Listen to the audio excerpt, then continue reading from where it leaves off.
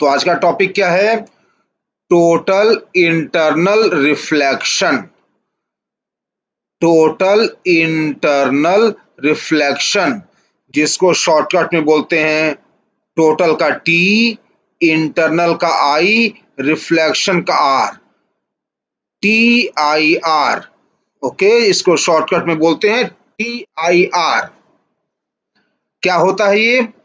Definition है, पहला point number 1, when light moves from denser to rarer medium. जब light denser से rarer medium में जाती है, देन एट बाउंड्री, तो बाउंड्री पर all incident rays may get reflected back in the denser medium and no refraction occurs. Phenomena is called TIR। क्या मतलब हुआ इसका? कि लाइट जब डेंसर से रेयरर मीडियम में जाएगी तो बाउंड्री पर सभी लाइट रेज का रिफ्लेक्शन हो सकता है, रिफ्रैक्शन नहीं, रिफ्लेक्शन हो सकता है, and no refraction will occur, और जरा सा भी रिफ्रैक्शन नहीं होगा। टोटल लाइट जो इंसिडेंट होगी, सभी लाइट रेज का रिफ्लेक्शन हो सकता है बाउंड्री पर। तो इस फिनोमेना को TIR, टोटल इंटरनल रिफ्लेक्शन कह सकते हैं या कहते हैं। ठीक है ना? अब यही हम लोगों को पढ़ना है। तो कब ऐसा होगा? पॉइंट नंबर 2 में बताया गया है, TIR takes place only when light moves from, TIR takes place only when light moves from denser to rarer medium. TIR तभी होगा जब लाइट डेंसर से रेयरर मीडियम की ओर जा रही हो। रेयरर से डेंसर में जाए तो कभी TIR नहीं होगा। TIR तभी पॉसिबल है जब लाइट डेंसर से रेयरर मीडियम में जा रही हो। ओके,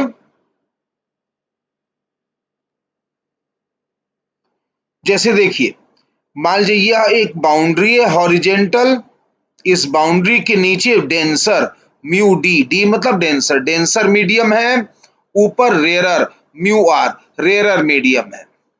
तो लाइट देखिए डेंसर से रेयरर की ओर जा रही है, ऊपर से नीचे नहीं, नीचे से ऊपर लाइट जा रही है। डेंसर से रेयरर मीडियम में लाइट जा रही है। तो ऐसे में TIR पॉसिबल है, हो भी सकता है लेकिन नहीं भी हो सकता है। कब होगा कब नहीं होगा यही हम लोगों को अब सोचना है। तो मान लीजिए एंगल ऑफ इंसिडेंस आई था, डेंसर मीडियम में एंगल ऑफ इंसिडेंस आई था, और एंगल ऑफ रिफ्रैक्शन था R। ओके, तो लाइट अगर डेंसर से रेयरर में जा रही है, अवे फ्रॉम नॉर्मल बेंड होगी, है ना? अवे फ्रॉम नॉर्मल बेंड होगी। लाइट अगर डेंसर से रेयरर जा रही है तो अवे फ्रॉम नॉर्मल बेंड होगी, यानी एंगल I और एंगल R में R बड़ा हो जाएगा। ठीक, तो ये तो नॉर्मल रिफ्रैक्शन हुआ है, ये नॉर्मल रिफ्लेक्शन हुआ। ठीक है ना? नॉर्मली जो रिफ्रैक्शन हुआ, जो आमतौर पे हम लोग स्नेल लॉ लगाते थे ना, वही वाला यह रिफ्रैक्शन है। कैसे लगाएंगे स्नेल लॉ? मान लीजिए अगर लगाना हुआ तो क्या लिखेंगे? म्यू डी, जिस मीडियम का एंगल उसी का रिफ्रैक्टिव इंडेक्स एक साथ, तो म्यू डी साइन आई बराबर म्यू आर साइन आर। खैर, वो तो नॉर्मल रिफ्रैक्शन है।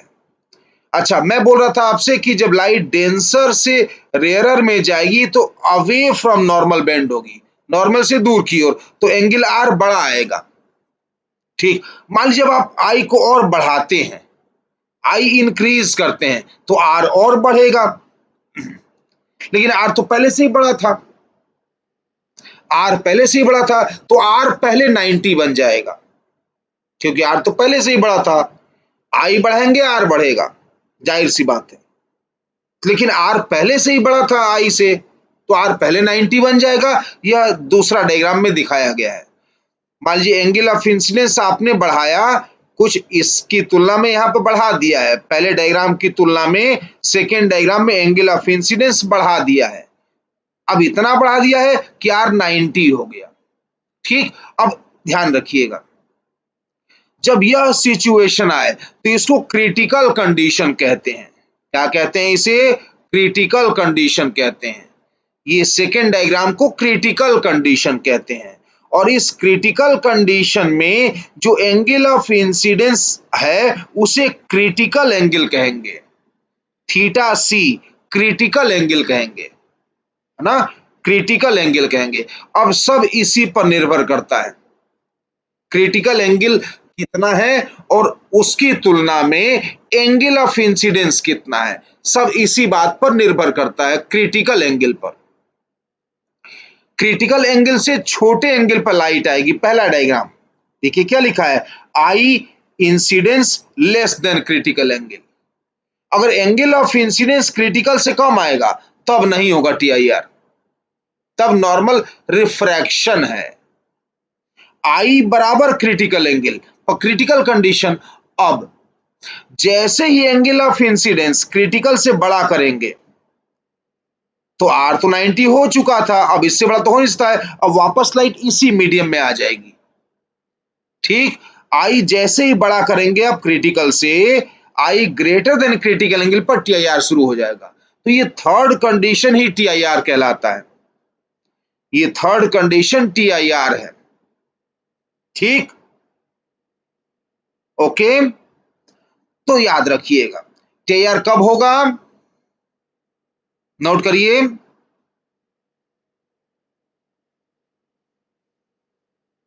when light travels from denser to rarer medium and angle of incidence greater than critical angle.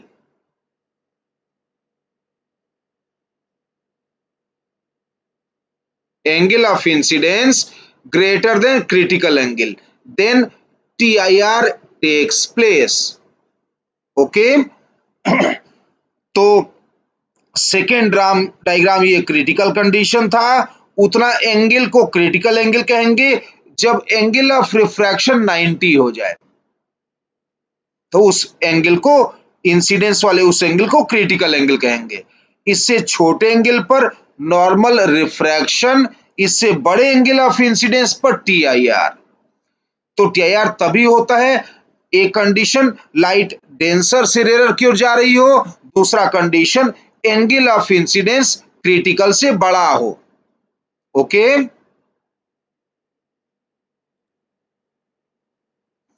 Point number 3, TIR will never takes place when light ray moves from when light ray moves from rarer to denser medium। TIR कभी नहीं होगा यदि light ray move from rare से denser medium, light अगर rare से denser में आएगी तो कभी TIR नहीं होगा। TIR कब होगा, जब लाइट डेंसर से रेयर में जाए और angle of incidence critical angle से बड़ा हो। ठीक है ना, लाइट अगर रेयर से डेंसर जा रही है नहीं होगा कभी भी TIR। Point number 4, in TIR total incident light energy get reflected back in that medium।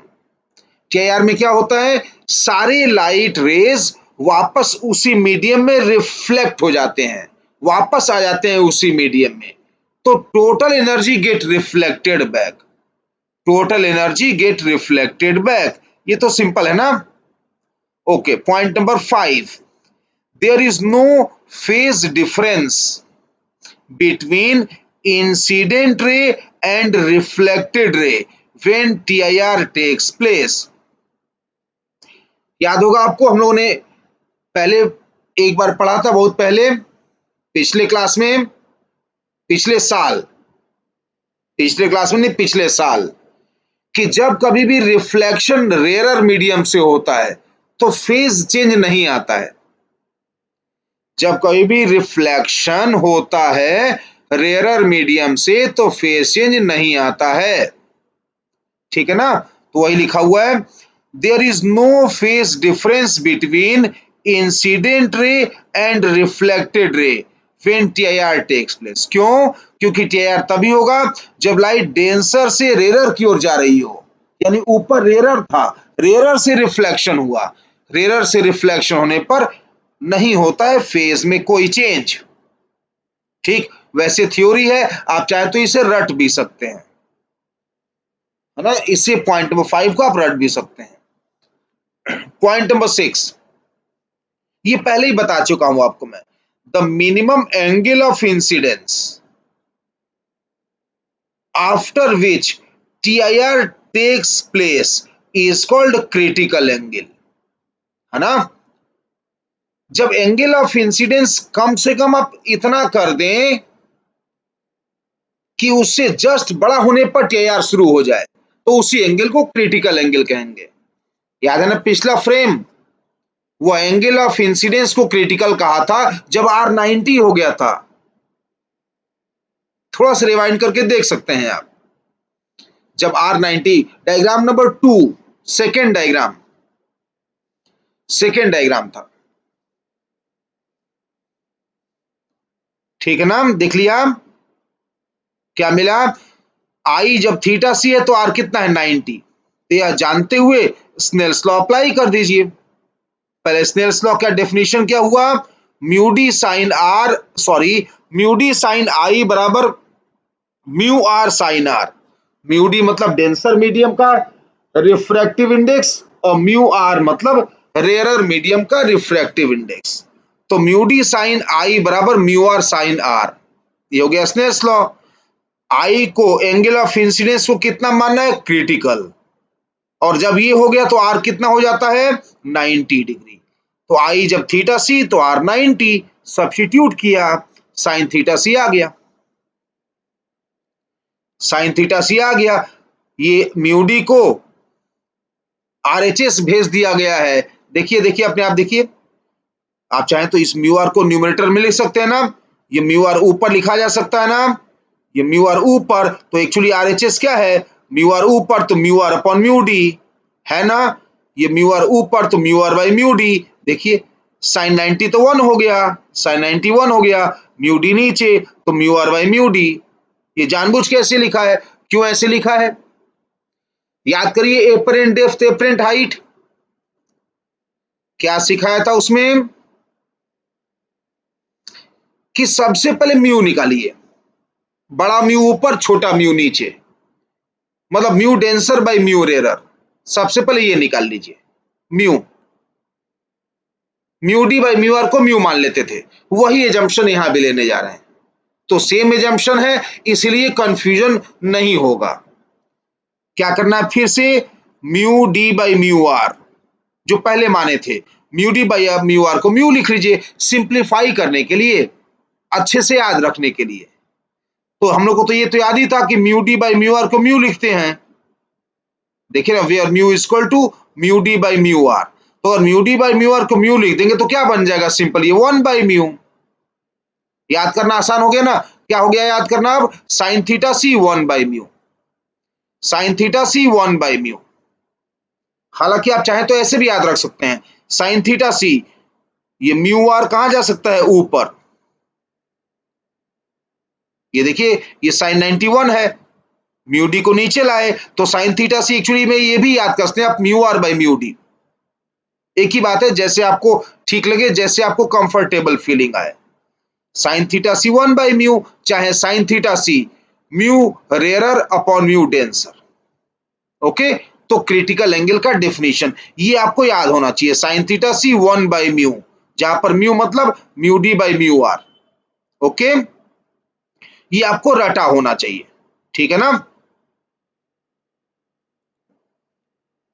तो ये छोटा सा कॉन्सेप्ट था टीआईआर का, क्या याद रखना है? केवल क्रिटिकल एंगल का value sine theta C 1 by mu, जहां पर mu mu D by mu R, यानी साइन थीटा सी क्या लिखेंगे आप? Mu rare by mu denser. Okay. और इसके अलावा टीआईआर तभी होता है जब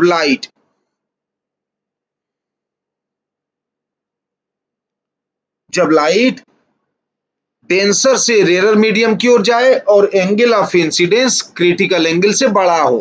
ठीक है ना? तो छोटा सा कंसेप्ट है। क्वेश्चन नंबर 1, ये डायग्राम दिया होगा सवाल में कि एक ग्लास स्लैब है जिसका रिफ्रैक्टिव इंडेक्स कितना?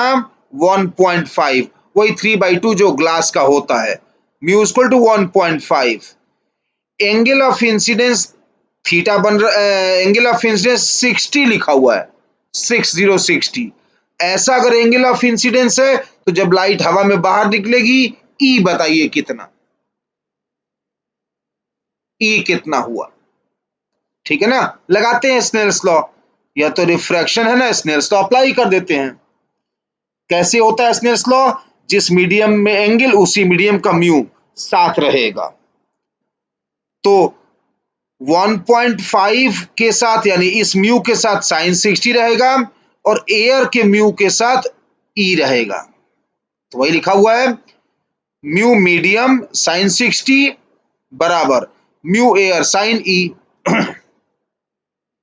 तो साइन ई, म्यू एयर तो भूल जाइए, म्यू एयर तो 1 हो जाता है। तो आरएचएस में क्या बचा? केवल साइन ई। एलएचएस में क्या बचा?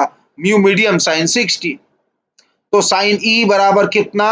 साइन ई बराबर म्यू मीडियम साइन 60। तो साइन ई बराबर म्यू मीडियम मतलब 3/2 और साइन 60 √3/2।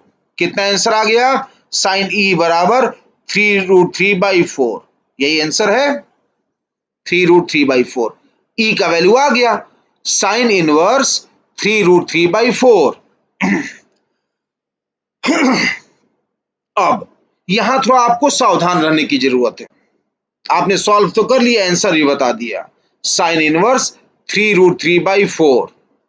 लेकिन आप क्या गौर कर रहे हैं कि 3√3/4 ये 1 से बड़ा हो जा रहा है। तो क्या साइन ई 1 से बड़ा भी हो सकता है? नहीं हो सकता है, यानी कुछ गलत हुआ है ना, कुछ गलत हुआ है। इसीलिए देखिए लिखा है रॉन्ग, WRONG, रॉन्ग, ये गलत हो गया। तो जब कभी भी आप इस सिचुएशन में फंस जाएं कि आप इस तरह से रिफ्रैक्शन के लिए स्नेल्स लॉ लगाएं और साइन का वैल्यू 1 से बड़ा आ जाए, तो समझ जाइएगा टीआईआर हुआ है, कॉन्ट्राडिक्शन है, यानी एजम्पशन रॉन्ग है। तो ये एजम्पशन जो लिया गया है रिफ्रैक्शन का, ये एक्चुअली रिफ्रैक्शन हुआ ही नहीं होगा, यहां पर टीआईआर हो गया होगा, है ना? तो याद रखिएगा, यह प्रिकॉशन रखिएगा। लिखा भी है देखिए, while solving numericals mind the value of sin r, है ना? एंगल ऑफ रिफ्रैक्शन जो निकाल रहे हैं, साइन आर के वैल्यू को ध्यान रखिएगा। If it comes out to be greater than 1 then TIR takes place. जब भी 1 से बड़ा आएगा तो समझ लीजिएगा कि टीआईआर हुआ है। ठीक है ना? Question number 2, find critical angle, theta C मतलब critical angle. Find critical angle for glass water interface, glass और पानी के लिए क्रिटिकल एंगल बताइए। क्या था क्रिटिकल एंगल का डेफिनेशन? Sine theta C 1/μ। ये म्यू क्या होता है? Mu D by mu R. तो बताइए, ग्लास और वाटर में किसका म्यू ज्यादा मानते हैं हम लोग? ग्लास का म्यू, यह ग्लास का म्यू 1.5, 3/2। अब पानी का म्यू 4/3, 4/3 मतलब 1.33। तो 1.5 हो गया ग्लास के लिए, अब 1.33 हो गया पानी के लिए। तो ग्लास जाहिर सी बात है डेंसर है, तो म्यू डी की जगह क्या लिखेंगे? ग्लास का। और म्यू रेयर की जगह क्या लिखेंगे? पानी का। तो ग्लास के लिए 3/2 और पानी के लिए 4/3, कितना आ गया 8/9। सिंपल। अबे वैल्यू सब्स्टिट्यूट तो कर देना है केवल। साइन थीटा सी 1/म्यू, जहां पर म्यू क्या था, mu denser by mu rare, denser हो गया ग्लास, रेयर हो गया वाटर, वैल्यू सब्स्टिट्यूट कर देना है, कुछ करना ही नहीं है। तो आंसर आ गया theta C sine inverse 8/9, sine inverse of 8/9। बिल्कुल सिंपल सा कॉन्सेप्ट है यह, तो फॉर्मूला में केवल वैल्यू ही रखना था। अगला सवाल, find the value of mu so that light ray will never enters in liquid from glass। ये डायग्राम दिया होगा सवाल में, सवाल में डायग्राम दिया होगा। नीचे ग्लास है, ये नीचे ग्लास है जिसका रिफ्रैक्टिव इंडेक्स 1.5 है, बाहर हवा है, और इस ग्लास के बाहर तो हवा है लेकिन ऊपर कोई लिक्विड है जिसका रिफ्रैक्टिव इंडेक्स म्यू एल बराबर म्यू दिया हुआ है। ठीक है ना। इसी म्यू का वैल्यू निकालना है कि लाइट कभी भी ग्लास से लिक्विड में ना जा सके। क्या लिखा है, लाइट रे will never enter in liquid from glass. Light यहां जो आ रही है हवा से आई, ग्लास के अंदर एंटर किया, अब ये रिफ्रैक्शन होकर लिक्विड में ना चला जाए। क्यों ऐसा होगा, बिकॉज यहां पर टी आई आर हो जाना चाहिए। लाइट इस तरह से आई, यहां पर टी आई आर हो जाना चाहिए। तो इस टी आई आर हो जाने के लिए हम लोगों को म्यू बताना है। ठीक है ना। ये डायग्राम सवाल में गिवन होगा, मतलब एंगल आई गिवन होगा, एंगल आई गिवन होगा। इसका मतलब ये ग्लास का म्यू 1.5 गिवन होगा, केवल यही अननोन है म्यू। किसके लिए, कि इस सरफेस पर ग्लास और लिक्विड के इस सरफेस पर टीआईआर कराना है, इसके लिए म्यू कितना। ओके। क्या करना होता है, पहले तो आपको यहां पर रिफ्रैक्शन दिख रहा है, सिंपल रिफ्रैक्शन, इसलिए स्नेसो लगा लीजिए। साइन आई बराबर म्यू इंटू साइन आर, ये तो स्नेल्स लॉ सिंपल है ना। साइन आई बराबर म्यू साइन आर, म्यू क्या रखना है 3/2, मतलब कि 1.5, तो साइन आई बराबर 3/2 इंटू साइन आर, यहां से आ गया साइन आर, साइन आर आ गया 2/3 साइन आई। ठीक, क्या आ गया साइन आर का वैल्यू 2/3 साइन आई। कैसे, सिंपल सा स्नेल्स लॉ लगाकर। ये मान लिया इक्वेशन 1, ये हो गया इक्वेशन 1। ओके। अब करना क्या है, ग्लास के टॉप सरफेस पर जिसके ऊपर लिक्विड है यहां पर टीआईआर कराना है। तो याद रखिएगा क्या करना होता है टीआईआर में। टीआईआर में पहले एंगल ऑफ इंसिडेंस ढूंढना होता है और उसे क्रिटिकल से बड़ा कर देना होता है। एंगल ऑफ इंसिडेंस खोजिए और क्रिटिकल से बड़ा कर दीजिए। ठीक है ना। तो बताइए, इस टॉप सरफेस पर एंगल ऑफ इंसिडेंस यही वाला है ना। ये एंगल कितना है आर, तो ये एंगल कितना आ गया 90 माइनस आर। तो यहां पर एंगल ऑफ इंसिडेंस क्या है 90 माइनस आर। ठीक, तो यहां पर जहां पर टीआईआर कराना है वहां पर angle of incidence 90 minus R है। क्या कर देना है इसे, ग्रेटर देन क्रिटिकल एंगल, इसे क्रिटिकल एंगल से बड़ा कर देना है। तो यही किया गया है, 90 minus R greater than critical angle. तो पहले टीआईआर की कंडीशन लगा दीजिए। क्या कंडीशन है, angle of incidence greater than critical angle, 90 minus R greater than theta C. एक बार जैसे ही इतना हो गया तुरंत साइन ले लीजिए, दोनों तरफ, दोनों तरफ साइन ले लीजिए। तो sine 90 minus R greater than sine theta C, LHS RHS दोनों तरफ साइन ले लिया।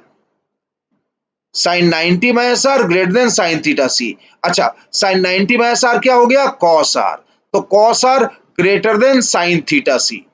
अब साइन थीटा सी का वैल्यू रखिए। साइन थीटा सी क्या होता है 1/म्यू, या बोला था क्या दोनों तरफ से याद रखना अच्छा रहेगा। साइन थीटा सी 1/μ या sine theta C mu rarer by mu denser. ठीक, तो कॉस आर तो अपनी जगह पे है, देखिए ये कॉस आर साइन थीटा सी की जगह लिखा mu rarer by mu denser, तो म्यू रेरर हो गया म्यू और म्यू डेंसर हो गया 3/2।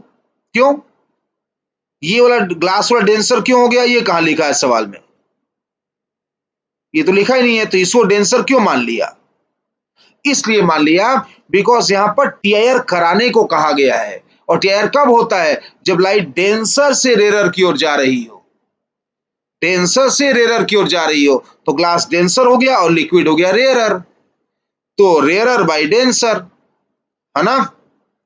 तो देयरफॉर साइन थीटा सी को क्या लिखा, म्यू डिवाइडेड बाई 3/2, तो कॉस आर क्या आ गया 2/3 म्यू, बस हो गया, दूसरा इक्वेशन बन गया। पहला इक्वेशन स्नेल्स लॉ, दूसरा इक्वेशन टीआईआर की कंडीशन। क्या करना होगा, एंगल ऑफ इंसिडेंस को क्रिटिकल से बड़ा करिए और जी लिखने के बाद तुरंत साइन ले लीजिए। अब theta C sine theta C mu rarer by mu denser रख दीजिए, तो दूसरा equation cos R greater than 2/3 mu आ गया। बस यार, दो इक्वेशन है, क्या करिए दोनों को स्क्वायर करके जोड़ लीजिए, sine square R plus cos square R 1 हो जाएगा, सिंप्लीफाई करके म्यू निकाल लीजिए।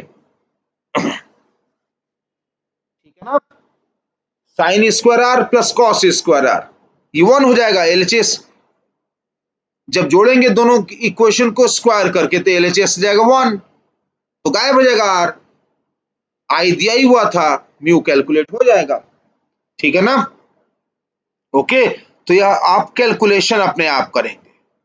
ठीक है ना, क्या करना है, पहले स्नेल्स लॉ के एक इक्वेशन बनाना है, दूसरा टीआईआर की कंडीशन लिखिए, कंडीशन लिखने और तुरंत साइन ले लीजिए दोनों तरफ। अब जब साइन लेंगे तो साइन थीटा सी आपको दिखाई देगा, साइन थीटा सी क्या लिखना है, mu rarer by mu denser. Okay, तो इक्वेशन आ गए, दोनों को स्क्वायर करके जोड़ लीजिए, तो sine square R plus cos square R 1 हो जाएगा, आई दिया ही हुआ था, म्यू निकल जाएगा। ठीक है ना, अगला सवाल है, मान लीजिए कि एक सिलेंड्रिकल ग्लास का पाइप है या रॉड है, सॉलिड पाइप जो लें चाहे रॉड लें, सॉलिड लें, अंदर हवा नहीं है, पूरा का पूरा ग्लास है, ये सब ग्लास का मटेरियल है, ये हवा नहीं है अंदर, पूरा ग्लास का मटेरियल है। ठीक, तो सिलेंड्रिकल ग्लास रॉड लिया है, सिलेंड्रिकल ग्लास रॉड को हवा में रखा है, तो ऊपर नीचे सब जगह हवा है, दाहिने बाएं सब जगह हवा है। एक सिलेंड्रिकल रॉड ले लीजिए सॉलिड ग्लास का, हवा में रखिए, ग्लास का रिफ्रैक्टिव इंडेक्स म्यू है। अब ग्लास के फ्लैट सरफेस से, ग्लास का जो क्रॉस सेक्शन है, हवा से लाइट उस क्रॉस सेक्शन पर इंसिडेंट हुआ और ग्लास के अंदर घुस गया, ग्लास ग्लास रॉड के अंदर इंटर किया।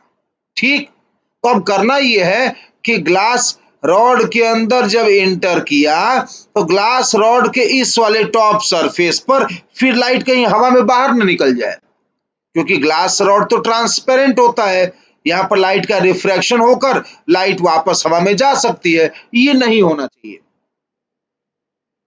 तो क्या सवाल, find the value of mu, यही ग्लास का म्यू बताइए, find the value of mu so that light never comes out rod. ठीक है ना, find the value of mu so that light never comes out from rod, rod से light बाहर ना निकले, कर्व्ड सरफेस से लाइट बाहर ना निकले। क्या करना होगा बोलिए, एक बार यहां स्नेल्स लगाएंगे रिफ्रैक्शन के लिए, ये सिखाया, एक बार स्नेल्स लगाइए और जहां पर टीआईआर कराना है वहां पर angle of incidence greater than critical लिखकर साइन ले लीजिए, दूसरा इक्वेशन बन जाएगा, बस दोनों इक्वेशन से सिंप्लीफाई कर देना है अब। ठीक है ना, तो आप सॉल्यूशन तो समझ ही गए होंगे, चलिए दिखाता हूं मैं आपको कैसे सॉल्व हुआ है, याद रखिएगा। पहले क्या होगा यहाँ पर, स्नेल्स लॉ। दूसरा क्या होगा, टीआईआर की कंडीशन। टीआईआर की कंडीशन लिखने के बाद क्या करना है, सीधे साइन ले लेना है दोनों साइड में, है ना। चलिए देखते हैं सोल्यूशन इसका। डायग्राम याद रखिएगा, यहां पर स्नेल्स लॉ लगाएंगे, यहां पर स्नेल्स लॉ लगाएंगे। क्या लिखेंगे, sine I is equal to mu sine R. बाहर हवा है ना, तो sine I equal to mu sine R, एक तो स्नेल्स लॉ लिख देंगे और यहां पर कराएंगे टीआईआर, टॉप सरफेस, ये कर्व्ड सरफेस पर कराएंगे टीआईआर। तो यहां पर क्या एंगल ऑफ इंसिडेंस बन रहा है, अगर ये आर माने हैं तो ये 90 माइनस आर। अब जैसा पिछले सवाल में था, ये 90 minus R greater than theta C, यही लिखने वाले हैं।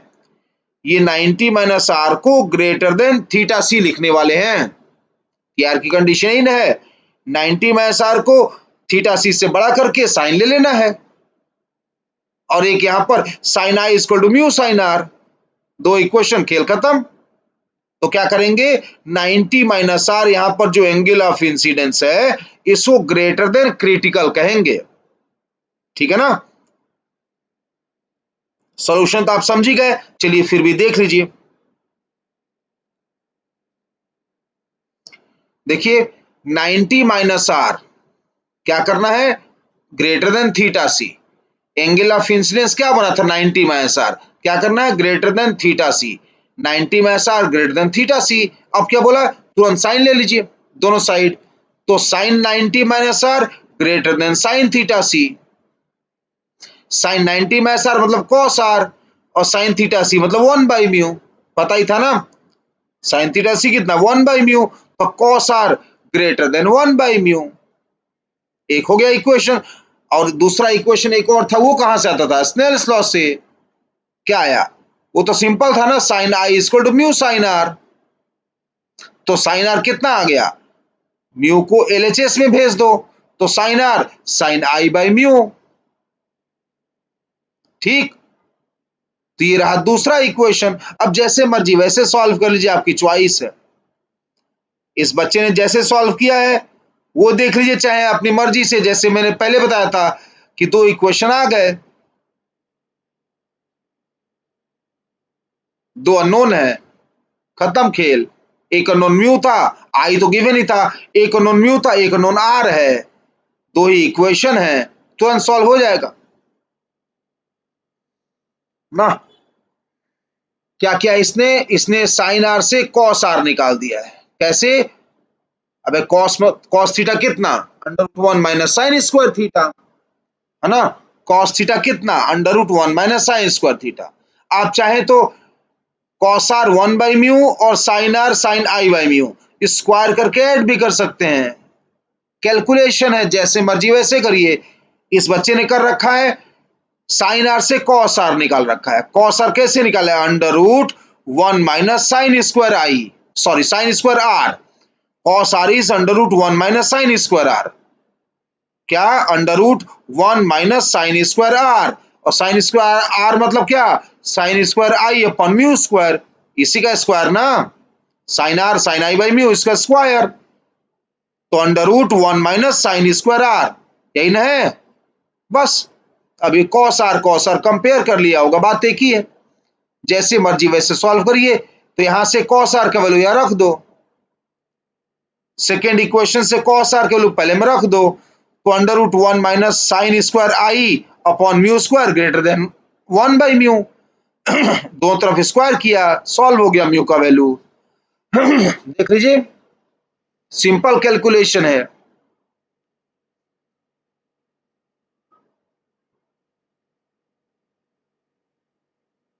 हो गया ना। या म्यू स्क्वायर से गुणा कर दो, तो mu square minus sine square I greater than 1, sine square I को आरएचएस भेज दो, तो mu square 1 plus sine square I, root लो, आंसर आ गया, ठीक। तो है ना सिंपल। क्या करना है, एक बार स्नेल्स लॉ लगाकर इक्वेशन आएगा और एक बार टीआईआर की कंडीशन लगा के इक्वेशन आएगी, बस दो इक्वेशन दोनों सॉल्व हो जाएगा। यही बार बार करना होगा आपको टीआईआर में, ठीक है ना।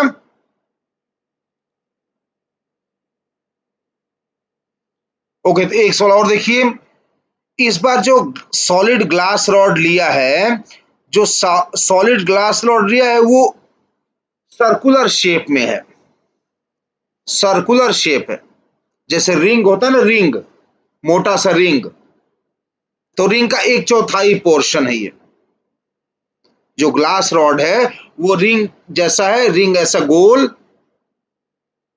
1/4 है, ठीक है ना। तो ये सॉलिड ग्लास रॉड है, इसका रिफ्रैक्टिव इंडेक्स म्यू जो निकालना है, किस केस में देखिए सबसे पहले क्वेश्चन में डायग्राम दिया होगा, बढ़िया से लिखा होगा, हम लोग अभी पढ़ रहे हैं खुद से, टाइम बचाने के लिए जल्दी जल्दी कर रहे हैं।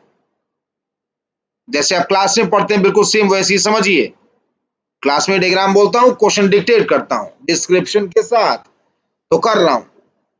कॉपी पेन उठाइए, लिखिए, क्लास ही तो चल रही है, डायग्राम बनाइए।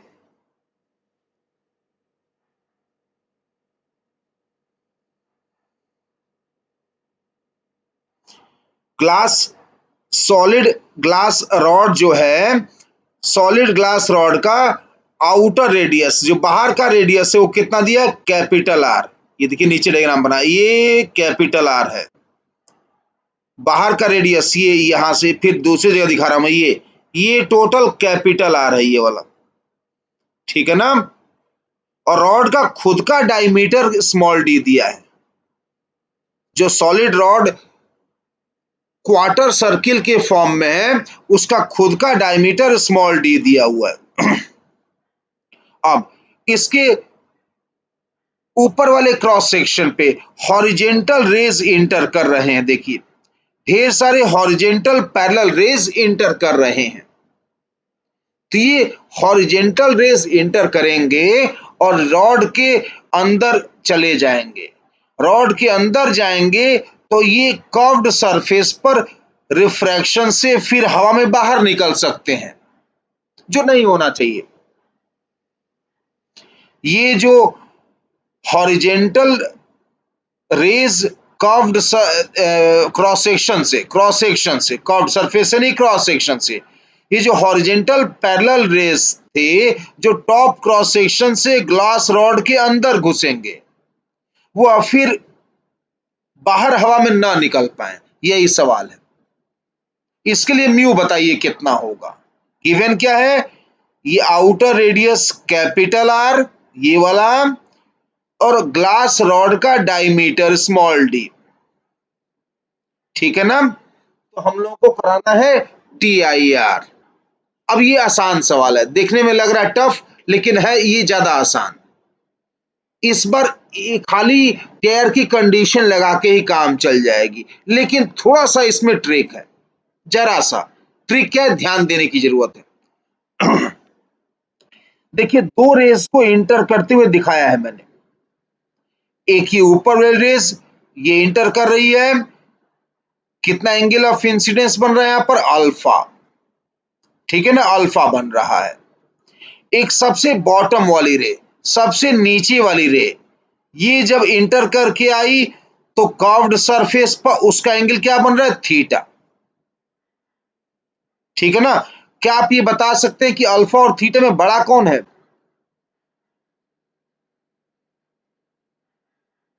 अल्फा बड़ा है कि नहीं। अगर आप जैसे जैसे ऊपर जा रहे हैं वैसे वैसे तो एंगल बढ़ ही रहा है ना, यहां पर अल्फा बड़ा है थीटा छोटा है। आप अगर बिल्कुल टॉप वाली रे का देखें तो टॉप वाली रे यहीं पे इंसिडेंट कर गई।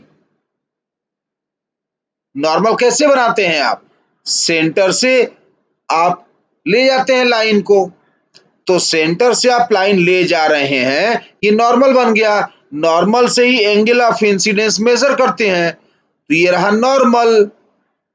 इस वाली रे का अल्फा एंगल ऑफ इंसिडेंस है। अब मैं कहूं टॉप वाली रे, तो टॉप वाली तो जस्ट टॉप पे ही इंटर कर गई ना, तो टॉप पे नॉर्मल कैसा बना, ये वर्टिकल, टॉप पे नॉर्मल बना वर्टिकल, और ये कैसे हॉरिजेंटल, तो टॉप वाली के लिए एंगल ऑफ इंसिडेंस क्या बन जाएगा, 90 डिग्री, टॉप वाली के लिए एंगल ऑफ इंसिडेंस बन जाएगा 90 डिग्री, यही बोल रहा हूं मैं। जैसे जैसे ऊपर वाली रेस का देखते जाएंगे तो एंगल ऑफ इंसिडेंस बढ़ते जाएगा, और जैसे जैसे नीचे वाली रेस के लिए देखेंगे एंगल ऑफ इंसिडेंस कम होते जाएगा। बस यही इसमें ध्यान देना था सवाल में, इसीलिए ये सवाल बढ़िया है। ठीक है ना, तो यही आपसे पूछ रहा था मैं कि एक रे को इंटर कराया गया है, उसका एंगल अल्फा दिख रहा है इंसिडेंस का, सबसे बॉटम वाली रे, सबसे नीचे वाली रे को इंटर कराया गया है, उसका एंगल थीटा दिख रहा है इंसिडेंस का। अल्फा थीटा में छोटा कौन? थीटा। अब सोचिए, अगर इसका टीआईआर हो जाए, छोटा वाला एंगल भी क्रिटिकल से बड़ा हो जाए, तो ऊपर के जितने भी एंगल बनेंगे वो सब अपने आप क्रिटिकल से बड़े हो जाएंगे। अगर छोटा वाला कोई क्वांटिटी 4 से बड़ा है, छोटा वाला भी 4 से बड़ा है, तो बाकी सब तो 4 से बड़े हो ही जाएंगे ना, क्योंकि छोटा वाला ही 4 से बड़ा है। यही आपसे बोल रहा हूं, क्रिटिकल एंगल आप देखिए थीटा सी मानिए, और सबसे छोटा वाला इंसिडेंस का एंगल, अगर सबसे छोटा एंगल ऑफ इंसिडेंस भी थीटा सी से बड़ा है, तो बाकी सब थीटा सी से बड़े हो जाएंगे। यानी अगर बॉटम वाली रे का टीआईआर हो जाएगा, तो बाकी सबका टीआईआर हो जाएगा। ठीक है ना, बॉटम वाली रे का टीआईआर हो जाएगा थीटा सी, अगर ये थीटा अगर थीटा सी से बड़ा, तो बाकी सब का टीआईआर, बाकी सब एंगल थीटा सी से अपने आप बड़े होंगे। थीटा ही ना सबसे छोटा है, तो सबसे छोटा वाला एंगल अगर क्रिटिकल से बड़ा हो जाएगा, तो बाकी अपने आप क्रिटिकल से बड़े हो जाएंगे। ठीक है ना, तो अगर बॉटम वाली रे का टीआईआर हो जाएगा, तो बाकी सबका टीआईआर हो जाएगा। यही कर देंगे, बॉटम वाले का टीआईआर करा देंगे, तो क्या निकल जाएगा? Find mu so that light रे डू नॉट इमर्जेस आउट। कैसे निकल जाएगा? ये बॉटम वाली रे के लिए angle of incidence greater than critical. तो मैंने क्या कहा था कि पहले आप लिखिए टीआईआर की कंडीशन, उसका तुरंत साइन ले लीजिए। तो sine theta C greater than sine theta greater than sine theta C, sine theta greater than sine theta C. अब साइन थीटा को रखिए ट्रिग्नोमेट्री से, और साइन थीटा सी ऑलरेडी पता है 1/μ, तो साइन थीटा रखिए ट्रिग्नोमेट्री से। ये देखिए ट्रायंगल बना लीजिए, ये जो दिख रहा है नॉर्मल, ये जो रे जा रही है, और ये जो दिख रहा है वर्टिकल लाइन, ये वर्टिकल लाइन, ये बॉटम वाली रे, और ये नॉर्मल, ये ट्रायंगल बना लीजिए। ठीक है ना, इस ट्रायंगल में देख लीजिए, यह रहा ट्रायंगल। ठीक है ना, ये क्या है? आर, कैपिटल आर, ये गिवन था, ये कैपिटल आर है। ठीक है ना, ये हाइपोटेन्यूस हो गया कैपिटल आर, और एंगल के सामने ये जो परपेंडिकुलर है, ये पूरा कैपिटल आर में से डी कम करना होगा, है ना, कैपिटल आर में से डी कम करना होगा। ये अंदर का हिस्सा इतना इतना, ये इधर देखिए, अच्छा इधर देखिए, बात तो एक ही है ना, तो ये हिस्सा, ये टोटल में से, इस टोटल कैपिटल आर में से डी कम करना होगा।